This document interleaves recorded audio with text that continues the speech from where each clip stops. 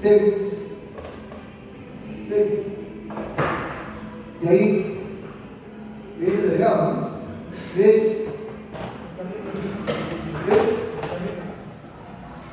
¿Ves? Ah, no, Es interesante. ¿Ustedes saben llegar? La mitad de los hermanos, es una pena. Bueno, igual estamos acá para cumplir, es una pena, ¿verdad? Porque es algo que veo. Pero sí me corre, porque cada año veo que viene menos gente de la teoría y sobre todo del liceo, ¿no? La vez pasada creo que no hubo casi nadie. Y sin embargo, todos se retiran todos en punto a la teoría. ¿No? Tengo teoría, cosa que no es cierto, lo que dicen. En otras sedes, entiendo que algunos podemos hablar porque están lejos todavía, y en otros, obviamente, pues tampoco no van las teorías. Me sorprendí pidiendo uno dijo que hacían guardias en medicina legal, lo cual me llamó la atención porque como se dice, veo que no hacen absolutamente ninguna guardia. Pero bueno, eso ya quedará al criterio de cada alumno. Ustedes van a ser los médicos. Espero que con el tiempo las promociones salientes de nuestra universidad muy querida no se trastornen y se alteren, ¿no? Ni estén a nivel de otras universidades que están apareciendo y que dejan mucho que desear. Eso va a depender ya pues de cada uno de ustedes. Les saludo el doctor Cuevas, médico ginecólogo, vengo de la sede del Hospital Nacional 2 de Mayo y el día de hoy pues, nos han programado el día de hoy nos han programado el tema de RCI. Muy bien, es algo que supongo que ustedes en las sedes ya lo están viendo, ya lo están revisando, ¿no? El RCU, en época que yo era uno con ustedes, ¿no? Le llamamos retardo del crecimiento intrauterino, ¿no? Sí le llamamos. Esa palabra no va más. Actualmente la que se usa, como ustedes pueden ver acá, no es restricción, no retardo, ¿no? En otras traducciones en español van a encontrar ustedes también como CIR, lo que es crecimiento intrauterino restringido. Los que revisan inglés, que supongo son la mayoría, no lo van a encontrar como FGR, Fetal Growth Restriction, ustedes saben mejor que yo. Y en español cada vez más está tomando además frecuencia el uso de RCF como restricción del crecimiento fetal, y ya no RCF.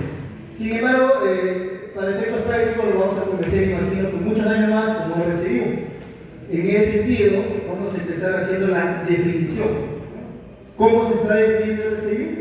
¿No? Entonces se define, como ven ustedes ahí, como la dificultad o incapacidad en el feto para alcanzar su adecuado crecimiento según su potencial genético. Entonces, el número ¿qué es el número que está más alto del grupo? ¿Verdad?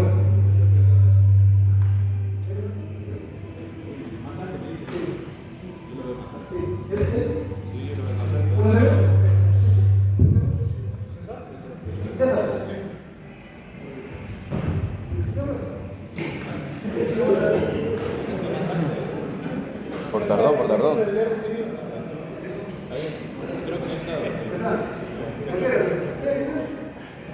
Aunque mi compañera al menos es mayor, exacto. ¿Tu número? Compañero, su número. ¿No le da miedo? ¿Quién es?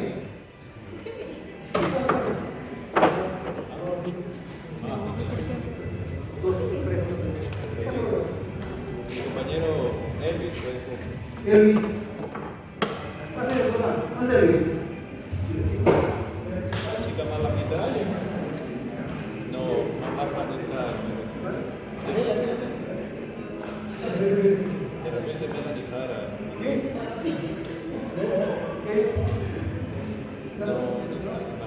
¿Y Jara? La que por ahí es Melanie Jara. ¿Ven, Jara? ¿Quién más bajita? Ahí va. Ven.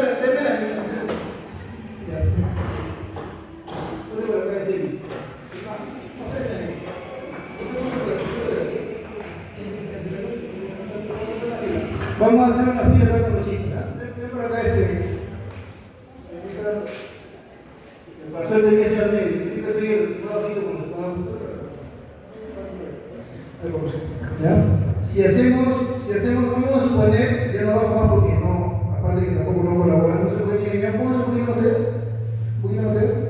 Si hacemos una fila de 10 alumnos, ¿ya? Vamos a encontrar, ¿no? En el momento que veamos con las tallas o los pesos, que en ese orden, ¿no? Podemos agruparnos y va a haber de repente un extremo que va a ser que sea el más alto o el más gordito, y a otro extremo de repente que sea el más bajo o el más flaquito, ¿correcto? Entonces, algo similar vamos a hacer para evaluar a un feto que está pequeño, porque estamos hablando justamente que este fetito que tiene el SIU tiene una incapacidad para alcanzar su potencial.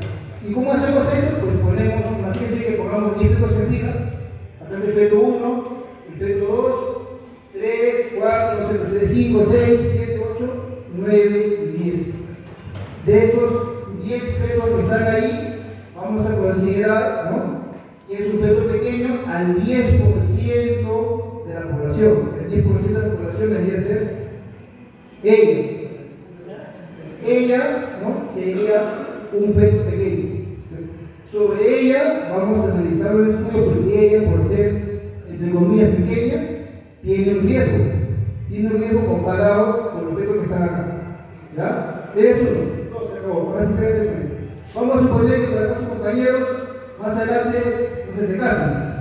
Y por acá también ellos que se casan más adelante, ¿no? En realidad es un poquito, ¿no? Imagínense que sea mucho más alto, que sea mucho más alto, y aquel hombre sea alguien así tipo de guerra, ¿no?, fortachón, ¿no?, y junto con su compañera, ¿cómo creen que va a ser el fruto del valor? ¿Cómo creen que va a ser su hijo?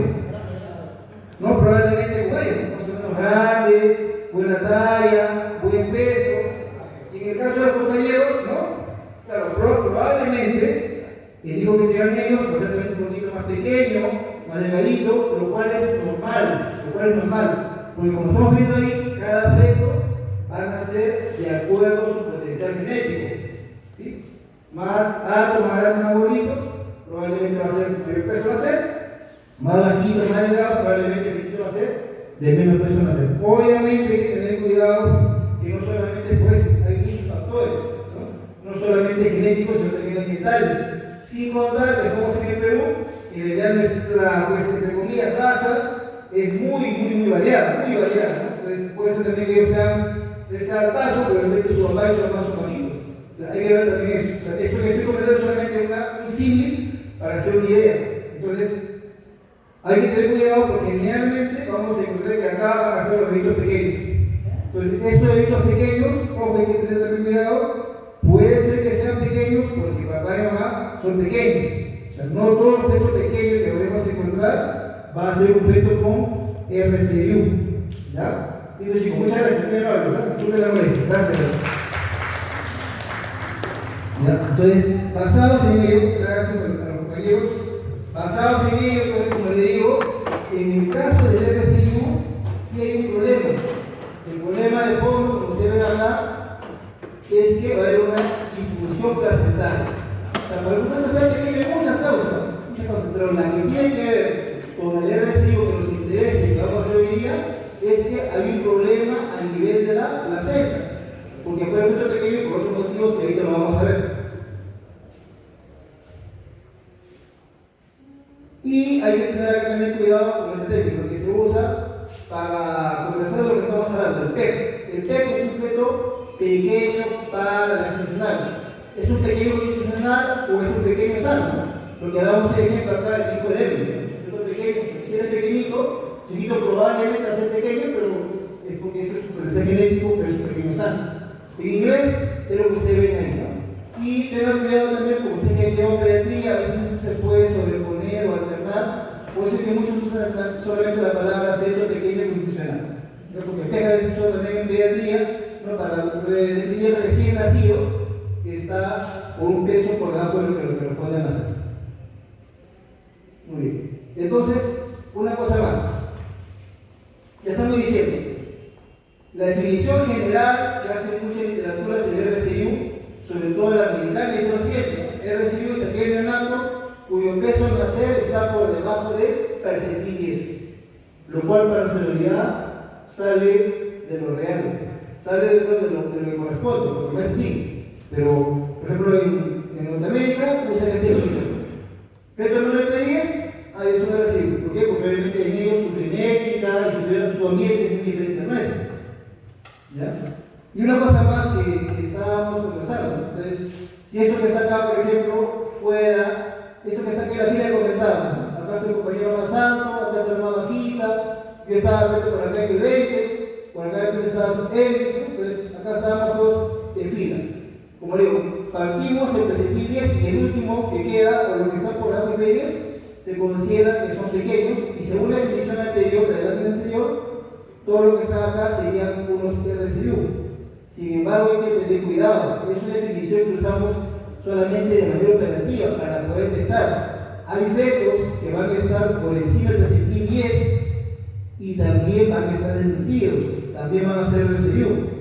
Ojo, hay que tener cuidado. Como también como ustedes ven por acá, hay fetos que están por debajo del P10, pero que en realidad están bien alimentados o bien nutridos.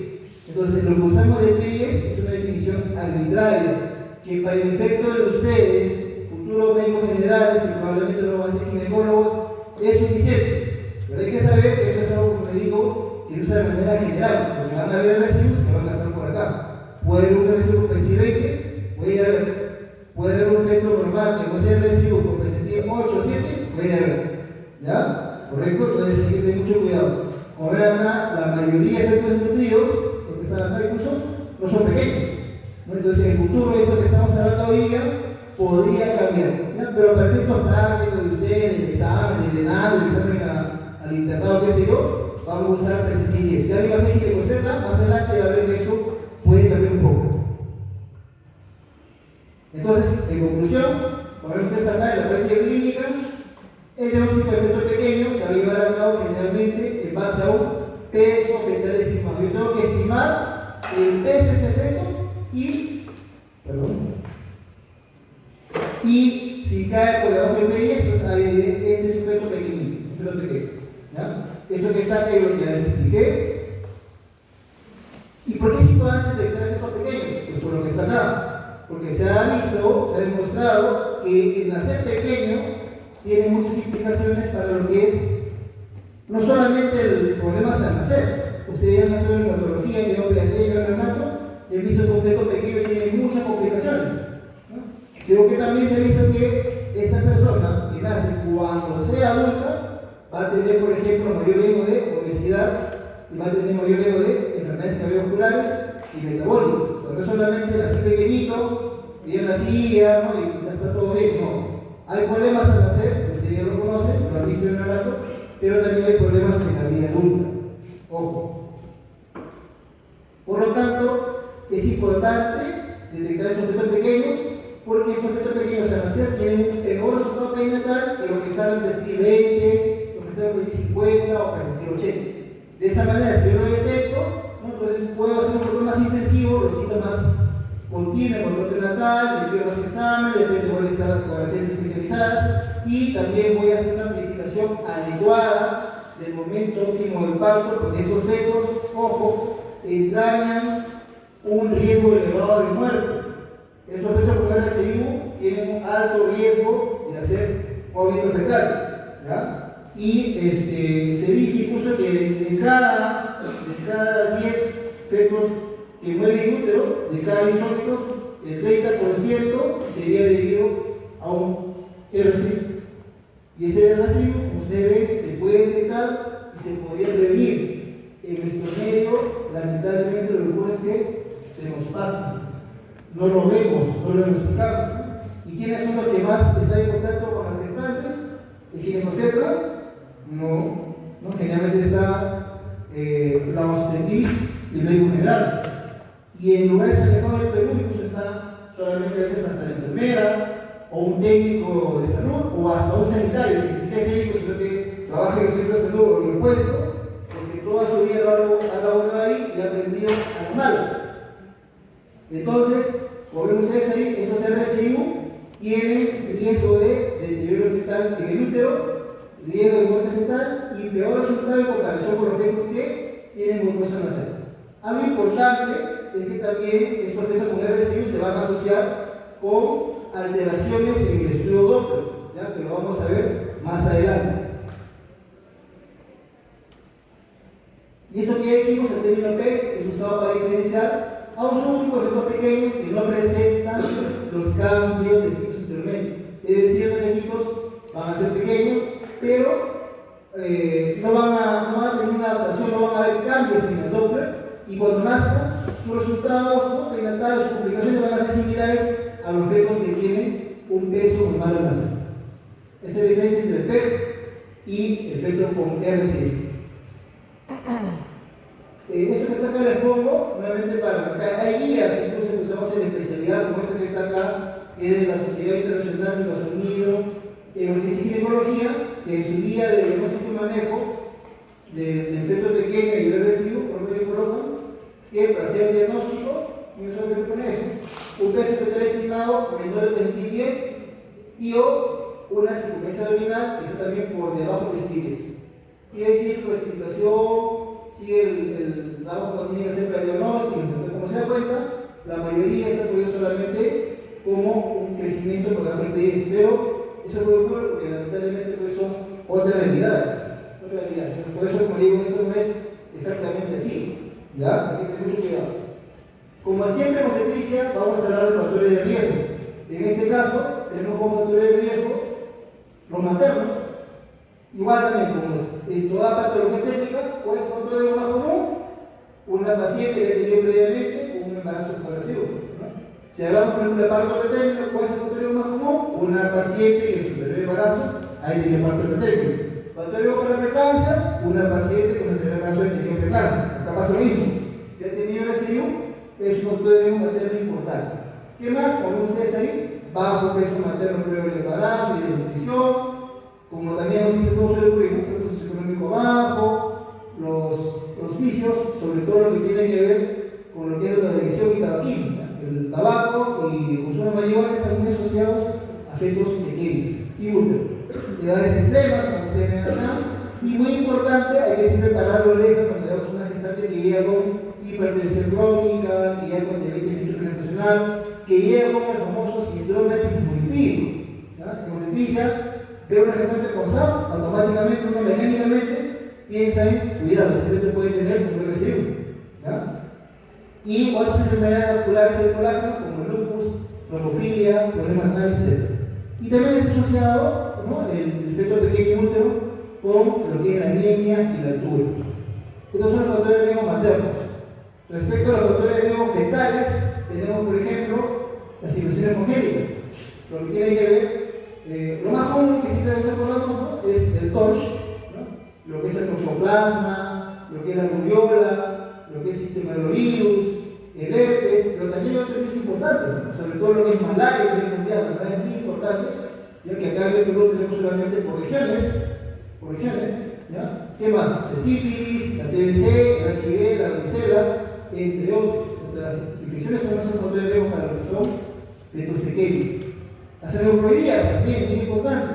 Cuando veamos un feto con disonía 13, o síndrome de Patón, disonía 18, síndrome de Edwards, o un DAM, ¿no?, tiene un riesgo elevado de que el feto esté pequeño y útero. Y también cuando corresponde sobre todo más frecuentemente incluso a triploidías y tetraploidías.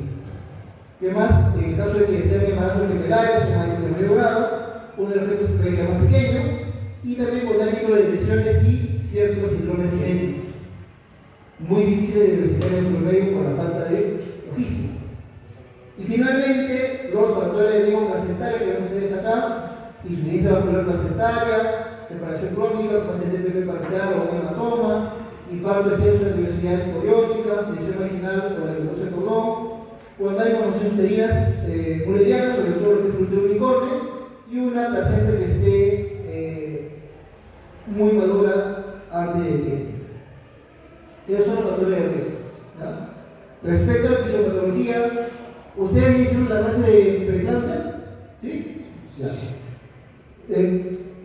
¿Tú qué tal, tú no puedes puedes hablar algo acerca de eso? Algo acerca de la fisiopatología de la preeclampsia, lo que te acuerdes. Que hay una invasión anómala de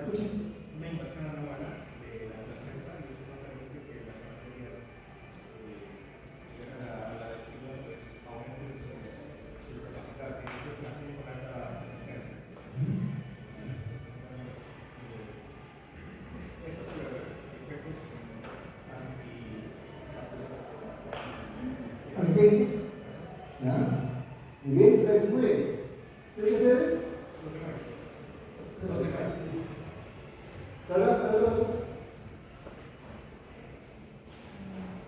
¿Está de acuerdo con el compañero?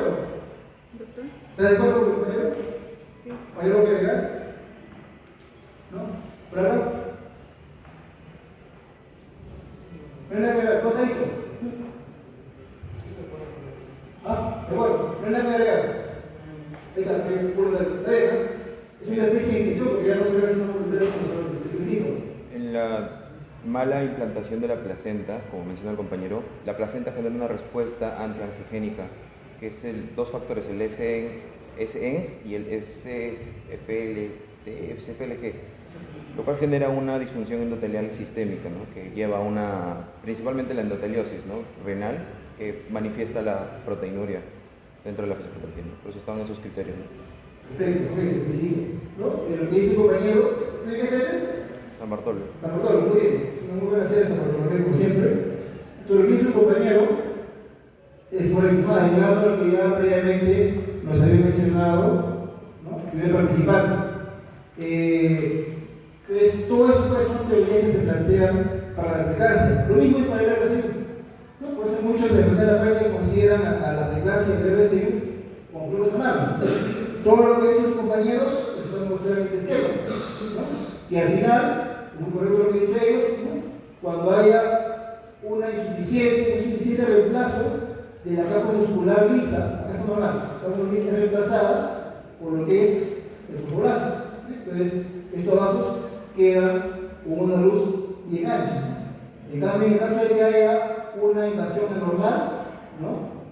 La capa muscular se mantiene y la luz no es adecuada, ¿no? Entonces, ¿qué se va a ver? Esto que está acá. Esto que está acá se ve un embarazo normal y esto que está acá se ve un embarazo patológico, sobre todo, como vemos que está abajito, asociado a preeclampsia, asociado a RC y U, ya comentamos el inicio. Entonces, es lo mismo, la fisiopatología, pues si hay una preeclampsia, no va a variar, y yo sugeriría, porque he visto varias caras, ¿no? Como que resultara algo muy extraño, revísenlo, revisen la tasa de preeclampsia y lo digo para recibir. ¿Ya? No hay diferencia. Acá hay que ver, hay un flujo que es constante, de baja velocidad, pero constante. Y acá hay un flujo pulsátil, ¿ya? Y tiene alta velocidad, pero pulsátil. Es como que yo tengo una manguera acá que yo cierro la luz y sale el agua, cierro la luz, sale el agua por poquito, sale, a velocidad, pero por poquito. Acá el flujo está de manera lenta, pero está constante, como ustedes, en mayor cantidad, debido a que justamente los vasos que están acá, sobre todo a nivel de las arterias a nivel de la vesícula, han sido bien invadidos y permiten un adecuado flujo a nivel de su vaso, ¿no? Cuando no se produce ello, ya su compañero ha mencionado cuáles son las consecuencias. No lo puedo tomar porque supone que eso ya lo vieron ustedes en preeclampsia. En base a esto, ¿cómo puedo predecir, cómo puedo saber, en la fisiopatología, como una gestante que está llevando a mi control podría ser que tenga un riesgo elevado de preeclampsia o podría ser que tenga un riesgo elevado de residuo? También supongo que ya lo vieron en la clase de preeclampsia. Para hacer la predicción de preeclampsia y de residuo, ¿cómo hacemos? Primero una historia.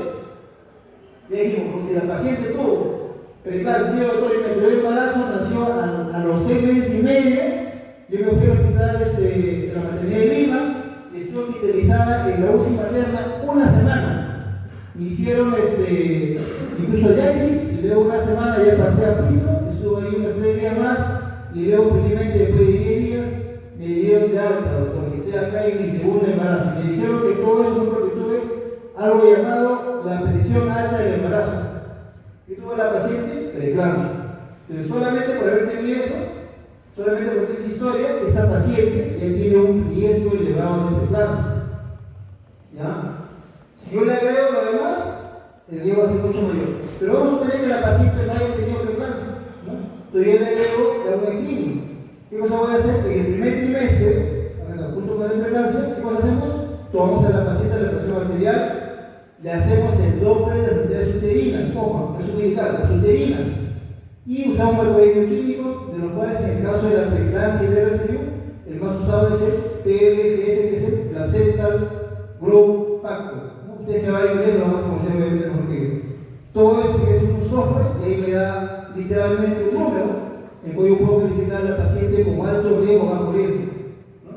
Doctor, estoy en mi no, estoy en un cerro, no tengo computadora, no tengo señal de internet, no tengo bioquímica, no tengo ecografía para hacer Doppler, solo tengo mi intención, pero como le digo, en esos casos hay que buscar solamente los antecedentes de la paciente. Si tiene preeclampsia, esta paciente tiene un alto riesgo. Ustedes pueden predecir que esta paciente tiene un riesgo elevado de hacer preeclampsia. ¿Ya? Y no es necesario a veces eso. Si pueden hacer esto que está acá, genial. Ahí está lo mismo, ¿no? Lo que es la presión arterial, el Doppler uterina y los marcadores bioquímicos para hacer la predicción. Aquella paciente que me sale alto riesgo, que saben ustedes en la preeclampsia, ¿qué cosa le damos a la paciente? ¿Ah? Aspirina. ¿Qué dosis? 150. Muy bien, perfecto. ¿Hasta qué semana le damos? ¿Ah? 16. Hasta la semana 16. ¿Desde cuándo? De la semana 12. Hay que darle antes de la semana 16, puede ser 12, 11, 14 por la técnica, pero antes de la semana 16 para tener un buen efecto, y como dice su compañero, hasta la semana 36. Aplica lo mismo para el preeclampsia y para el residuo, por lo que es un. Muy bien. Ahora, ya pasó el tiempo, ya pasó el 3 meses de embarazo, viene la paciente con 20 semanas, 21 semanas, 20 semanas de su control. ¿Cómo puedo detectar yo que ese feto está pequeño? ¿Cómo puedo detectar, como hicimos al inicio de la clase, que de 10 fetitos, cómo encuentro que hay uno que está al último en la cola? ¿Cómo hacer que ese tipo que está pequeñito? ¿Cómo lo puedo detectar? ¿Ya? Eso vamos a ver. Entonces, ¿eso cómo lo detectamos? Pues muy sencillo, es como algo que ustedes suponen que han estado viendo todo este tiempo en sus prácticas, ¿no? Calculando, primero calculando la anja personal, o sea, vamos a hacer la adaptación del embarazo. ¿Cómo hacemos la adaptación del embarazo? ¿En base a qué? ¿En base a la? ¿Cómo calculo el tiempo de gestación? ¿Ah? ¿Ah? Pero, Sí. ¿está bien con la ecografía, doctor? No, es una regla. ¿Tú te puedes dar 8 cosas en tu última regla? Define. Es el primer día del último periodo menstrual de la paciente. Perfecto. Yo pienso que eso no es de para nadie. Es el primer día, el último periodo menstrual. Y viene Carrón. Ya cerró. Bueno, ¿me llevo? Ya cerró. ¿Me llevo? ¿Ahí va a estar? ¿Qué? Ahí está. ¿También cerró? Ahí está. Ahí va. En tu hospital, en su hospital, cuando tú a la paciente le preguntas, señora, ¿cuál es su última regla? ¿Qué le responde? ¿Qué vas a ver? ¿Qué vas a ver? ¿Ah? ¿Ah, te responde? ¿Tu último día? Lo crees, ¿verdad? ¿Tú qué dices? A veces responde, a veces no se recuerda. A veces recuerda, claro, ¿no? ¿Y quién es el, muy bien, gracias. ¿Quién es el revalente? ¿Revalente? ¿Ah? ¿No hay? No es revalente porque está en huelga ahora. ¿Pero quiénes son?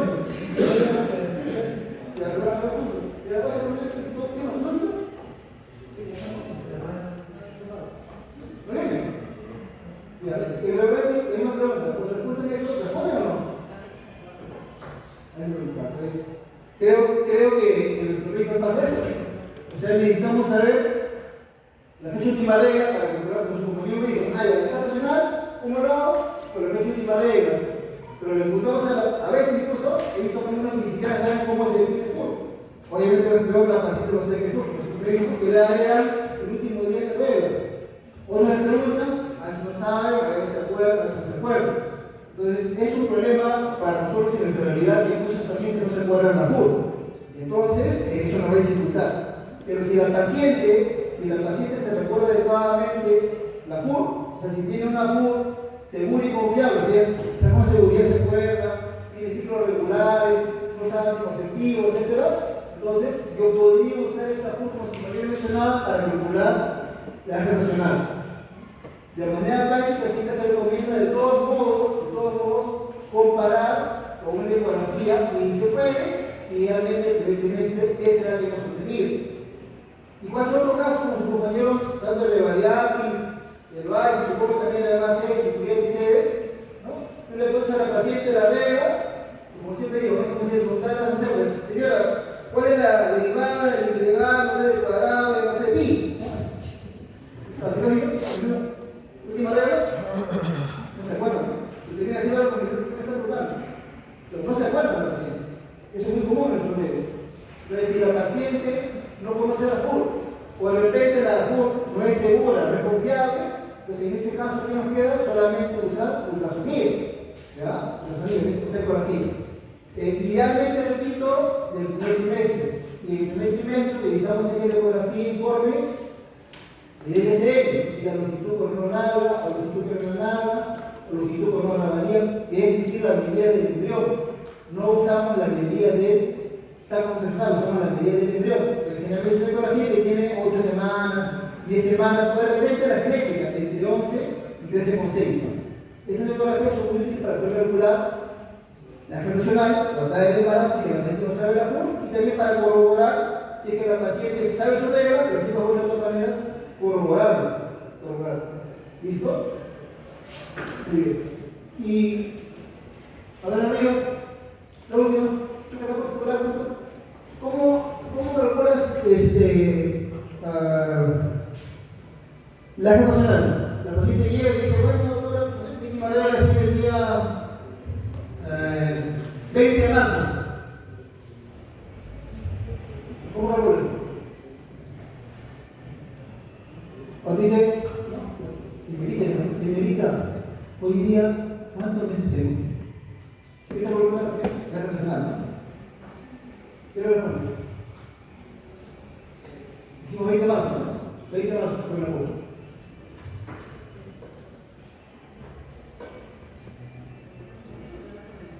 ¿Cómo?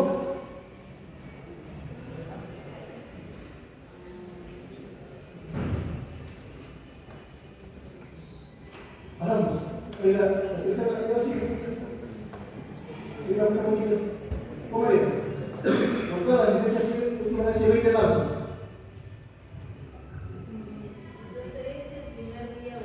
Ya está, he preguntado la seguridad. ¿Han sido regulares? Sí, todo regular. ¿Cómo está normal? ¿Cuántos meses tengo, doctora?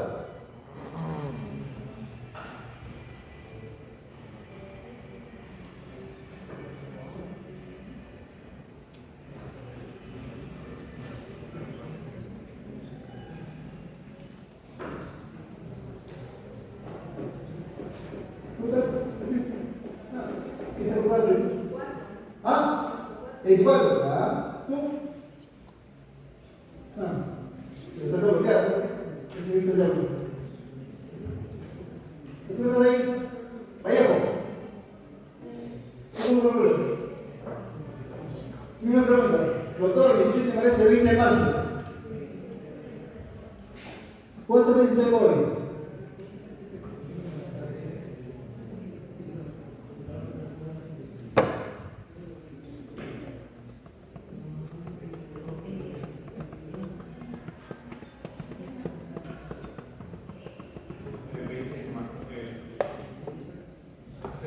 ¿Ah?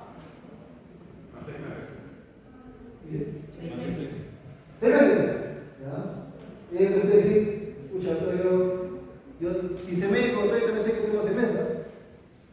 Le dice he corroborado, gracias por corroborarme. ¿Alguien más? Para pasar. ¿Cuánto? 23 semanas. ¿Cómo has calculado? Con la aplicación. Bueno, la doctora que está en el celular, que la nación no está digital, lo hizo para web y claro. Todo es aplicativo y lo que he visto que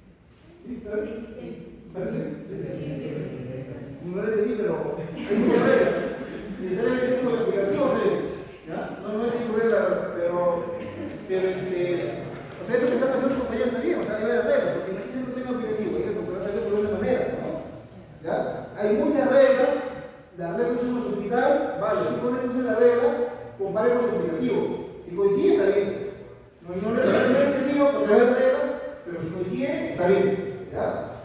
Siempre es bueno que tengan una regla, porque ahora puede pasar un día que el celular no funciona, sin batería, no hay luz, no tengo ustedes, y no van a poder usar el celular. Entonces, ¿listo? Ya tengo ello. ¿Ya? Ya tengo ello.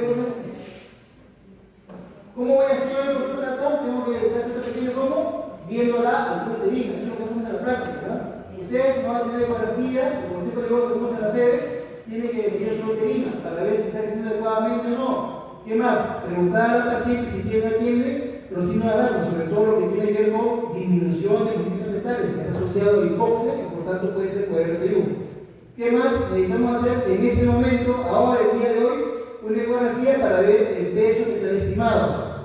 ¿No? Se recomienda actualmente que se haga de manera universal, o sea, todas las pacientes, en la semana 20-24, cuando primero la lógica, y en la semana 32-36 o 37, que es la ecografía del tercer trimestre.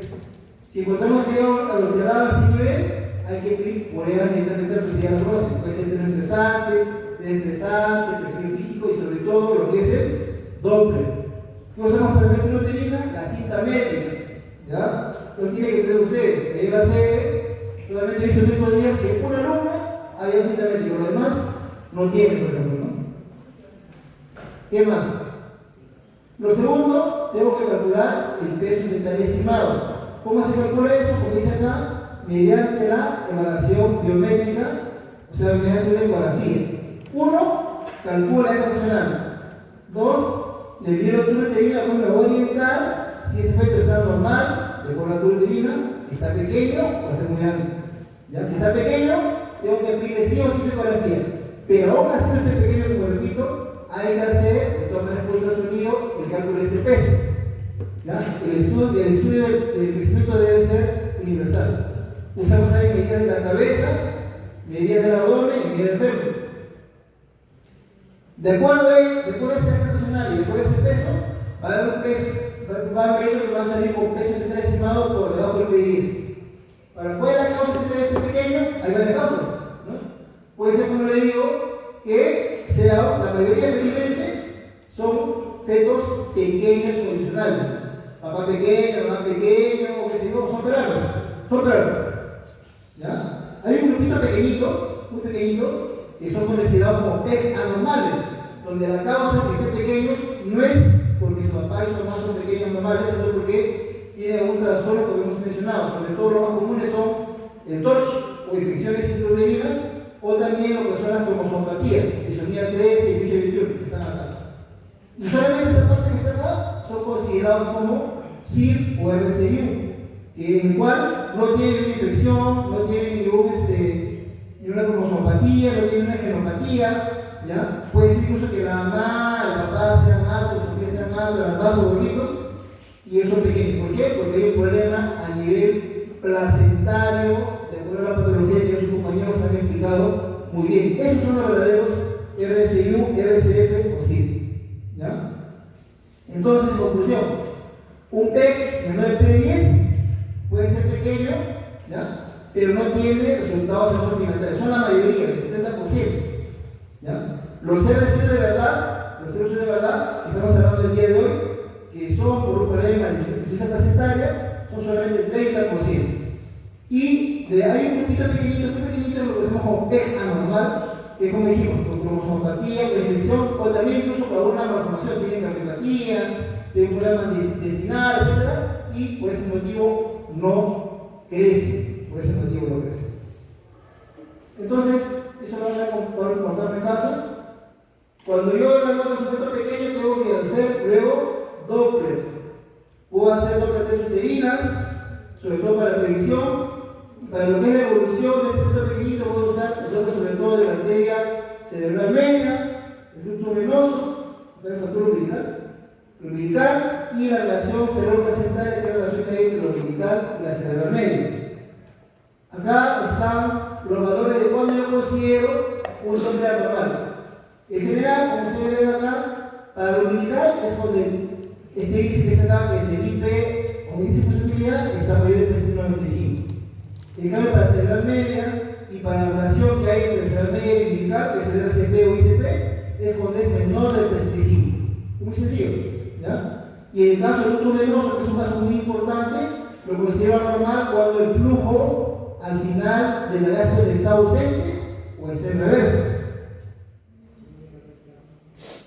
Entonces, vamos a distinguir el RSI en base al riesgo de resultado pendiente adverso basado en un doble. Un RSI es un sujeto que tiene un peso por debajo del P10, no necesariamente. Un RSI es un feto que tiene menos del P10 y solamente tiene doble retorno umbilical, ¿verdad? Tampoco. Esto que está acá, como es algo que se mencionaba, cuando yo hace mucho tiempo hacía la especialidad, solamente decíamos retorno umbilical y nada más. Si está bien, no es RSI.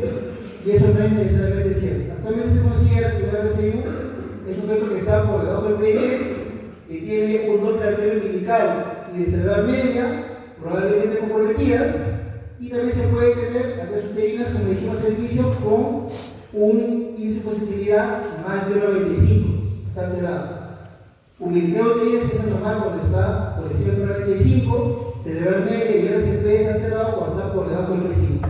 Y ojo, actualmente a veces se considera que puede haber un feto que tiene un peso fetal estimado por debajo del P3 y solamente eso basta para ser considerado el RSI.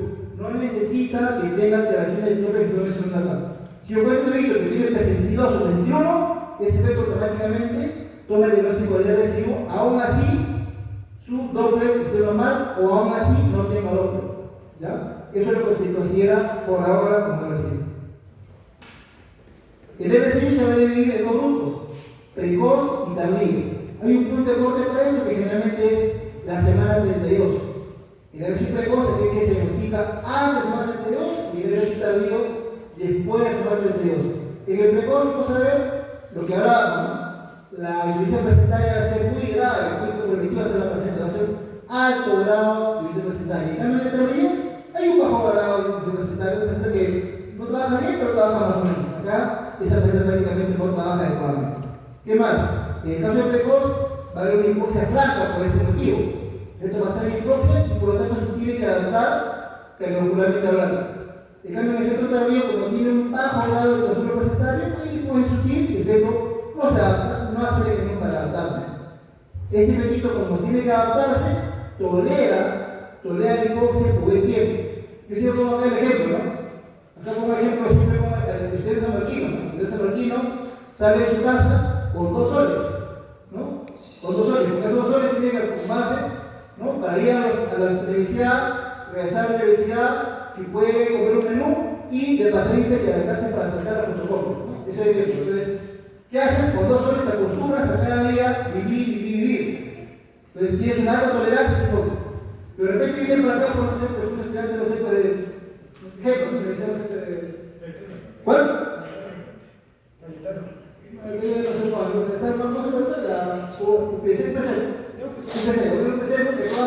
Todo el día sale de su casa con 50 soles. Un hijito para tu menú, para tus pobres, y de pronto, contarse, y de pronto, no sé, pues cuando esté por el baño, algo pasa con sus padres y ya no hay. Y después se ve que hay muchos problemas y te voy a dar ahora solamente 2 soles diarios. Claro, ese estudiante pues, no va a poder, no está acostumbrado.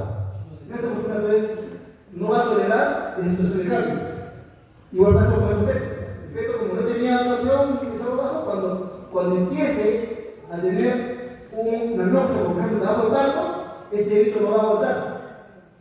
Este evito, ¿no? En el tiempo aguanta, porque se acostumbra a vivir con ese poco oxígeno. ¿Ya? Lamentablemente, en el caso del RSI precoz hay una alta mortalidad y alta morbilidad. En el caso del feto con RSI tardío hay una baja mortalidad, pero sí hay una alta morbilidad. Finalmente, en el caso del RSI precoz, el problema va a ser el manejo. Porque aquí esto que está acá es fácil de explicar, ahorita vamos a ver. Es fácilmente explicar porque yo veo una paciente que tiene 26 semanas, 28 semanas, 30 semanas, con una barriga chiquitita, yo lo expliqué, ¿no? La vamos a ver con las piezas, con un feto pequeñito, con una placenta vieja, antes de tiempo, muy madura, con poco líquido, con un alterado, desde el inicio. En cambio, en el tardío, no. Yo veo una paciente con 24 semanas, le envío el proteína, está normal. Tiene 36 semanas, está normal. No, siempre está bien, no pasa nada, está bien. No la abre con la tía, ¿no? Y cuando llegue el día del parto, el trabajo del parto, podría hacer un resultado inesperado, un resultado fatal. Esto que está acá es de hace 9 años, no es nada nuevo, ya es el último proceso que ha habido para lo que es la definición de residuo. Y ahí ven ustedes cómo definen el residuo temprano y el residuo tardío. ¿Ya? Vamos a avanzar. Y como ya repito, el punto de corte es también arbitrario, es información que estudies, actualmente considera según ese consenso, antes del 34 va a ser de 32 semanas. Acá temprano y acá tardío. ¿Ya? Ya les expliqué algo también que hay que recordar: el residuo temprano son los menos frecuentes. Son los menos frecuentes. Despierta, vayamos, despierta. ¿Cuál es el residuo más común? ¿El temprano o tardío? ¿Ah? ¿Tardío? Ahí está. ¿Cuál es el común? ¿Tardío? Sí, ¿no? Ahí. ¿Lo entiendes? Claro, si es el restante, es el tardío más común. Este es el menos frecuente en realidad, como ustedes, sin embargo, se les ha asociado a predicación temprana, hasta 50% de casos. Si ustedes ven que caso de temprano, la mitad van a estar esa preeclampsia por la fisiomatología no justificada. ¿Ya? ¿Correcto? En estos casos de temprano, el Doppler umbilical va a ser normal, es lo primero que se altera, umbilical. Y ahí sigue una secuencia de alteraciones en el Doppler. Cuando es severo, se va a asociar a lesiones graves, incluso puede haber muerte fetal antes de que llegue al término. Como ven ustedes acá, el manejo clínico es un reto. ¿Por qué? Porque si yo veo bebé que tiene 28 semanas, 30 semanas, está pequeñito, tiene alteración del Doppler, no crece, encefalografía, ¿no? Tiene poco líquido. Yo digo, ya lo expliqué. ¿Qué debería hacer? ¿No? Yo me acuerdo que decían siempre mis profesores antiguos, ¿no? Decían que cuando el feto está mal adentro, lo mejor es sacarlo que está afuera. Pero si el feto tiene 30 semanas o tiene 2 semanas, ¿y yo no sé qué va a pasar? Complicaciones neuromusculares, ¿no? Entonces, como se dice, un feto con erección temprano se diagnostica fácilmente, ¿no? Pero cuando yo diagnostico, al ginecólogo lo pone así, ¿no? Que se le falla la pared, ¿no? Si no lo saco, se puede morir, y si lo saco, igual se puede morir. Entonces es complicado. El manejo del erección temprano es difícil, pues se dice ahí, manejo es un reto. Pero el diagnóstico es súper fácil porque tiene un montón de alteraciones, feto pequeñito, Doppler alterado, etc. ¿Ya? Doctor, ha venido el otro doctor, ¿puede tocar, entrar? Listo. Vamos a avanzar. Y para terminar, ¿cómo ir terminando? Voy a hablar con ella. Ahí en el caso del respiro tardío, como ven ustedes acá, representa el 70 a 80% de casos. Es el más frecuente. ¿Ya? La acción con preeclampsia es muy baja, solamente 10%, pero el anterior hasta 50%. ¿Por qué? Porque la enfermedad secundaria es leve. Y por ese motivo, como es leve, como ven ustedes acá, el Doppler umbilical va a ser normal en casi todos los casos. O sea, los tardíos prácticamente no vamos a encontrar de inicio alteración en el Doppler, no vamos a encontrar acción con preeclampsia. ¿Ya? Lo que sí vamos a encontrar es que generalmente lo que se va a alterar es sobre todo la arteria cerebral media, más incluso que el umbilical. Y finalmente, como ven acá estos bebitos, como a veces se nos pasa, no los hemos visto, no los hemos diagnosticado, tienen un riesgo de deterioro antes del parto. Porque cuando se trabajo el parto, esto que está acá es, al efecto que está con el tardío, es como que pongamos a un viejito con isquemia cardíaca a correr una maratón. Algo parecido, ¿no? Pero este viejito acá, al trabajo del parto, es someterlo a un riesgo elevado. ¿Ya? Y acá solamente para ver cómo varía el Doppler en lo que corresponde de acuerdo a la alteración. Es un método normal en el cual su Doppler uterina, su umbilical, cerebral medio, no están normales. En el caso de un residuo temprano, recuerden que estamos entendiendo como ustedes ven acá, que eso menos, tienen alteración de uterina, alteración del umbilical, alteración cerebral media, alteración del ducto venoso, están todos alterados. Entonces, vean acá, en el caso del ducto tardío, ¿cómo está la uterina? Puede estar normal. ¿Cómo está el umbilical? Usualmente normal. Solamente la cerebral media es la que suele tener existencia y se puede ver alterada. ¿Cómo es el ductus? Normal. Que no se olvide. El Doppler en el RCI temprano sigue una evolución natural en la cual todo se pone anormal. Generalmente lo que nos avisa, cuando el feto ya no soporta más, es cuando el último vaso, que es el ducto venoso, se altera.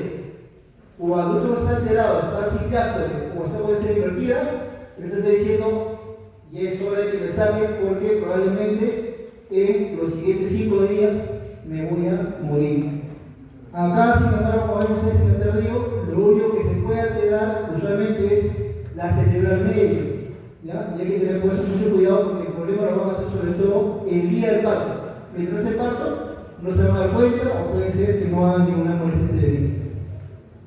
Este que está acá solamente se resumen de acuerdo al consenso que vimos al proceso del que hace 9 años, el 16, del que más frecuente que es el tardío. Cuando hablamos del tardío, que tiene de Ecuador siempre, cuando tenga 32 semanas o más, cuando el peso fetal estimado o la circunferencia fetal estimada esté por debajo del P10 o el peso fetal estimado esté por debajo del P3, cuando IP uterina esté mayor al P25, que puede estar, o también puede estar normal, y sobre todo cuando la cerebral media o el RCP esté por debajo del P5. Esto es lo que suele presentarse como alterado en el tardío. Lo umbilical puede ser que esté mal por el 25 o puede estar normal. Uterinas y umbilicales mucho pueden estar normales, pero lo que usualmente se altera es la cerebral media y por ende la relación entre la cerebral media y umbilical. Esto lo hay que olvidarlo porque es más frecuente. ¿Ya?